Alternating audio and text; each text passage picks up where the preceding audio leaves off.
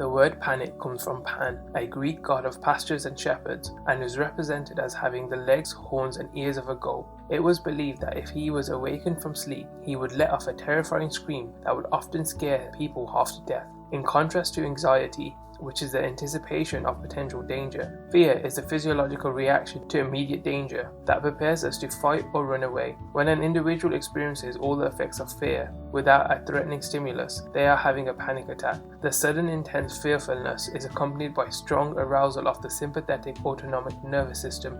The symptoms associated with panic include heart palpitations, chest pain, sweating, shortness of breath, faintness, choking, and a fear of losing control or dying.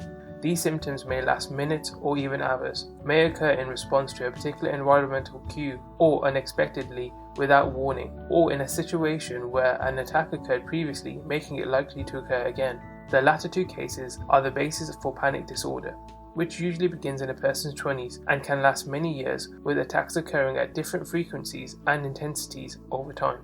In panic disorder, the individual experiences both panic in the form of individual attacks and anxiety, called anticipatory anxiety, often over the possibility that they may have an attack in a place that is not safe or impossible to escape from. The anxiety associated with being in an unsafe place leads to agoraphobia, a fear of public places, and subsequent avoidance of many common situations. Individuals with agoraphobia often lead to limited lives because they never leave the safety of their homes.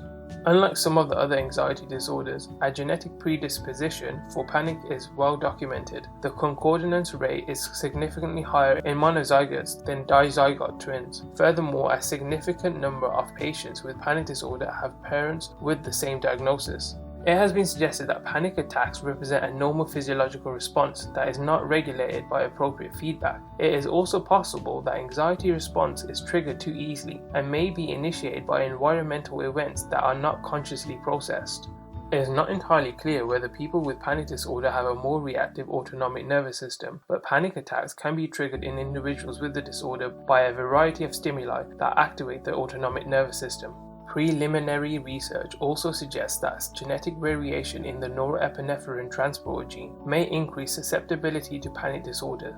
Anatomically, the most consistent findings suggest that individuals suffering from panic disorder have abnormalities such as small white matter lesions in the temporal lobes and enlargement of the lateral ventricles, which suggests tissue reduction. The temporal lobes are overall smaller in a significant number of patients with panic disorder, which may be accounted for by a reduction in the amygdala volume and in some cases a reduced hippocampus. Despite the reduction in the amygdala, during an induced panic attack, patients showed a significant greater activity in the brain region. Short-term medication can include benzodiazepines, sedative antihistamines. The long-term medication can include selective serotonin reuptake inhibitors or selective noradrenaline reuptake inhibitors and tricyclic antidepressants.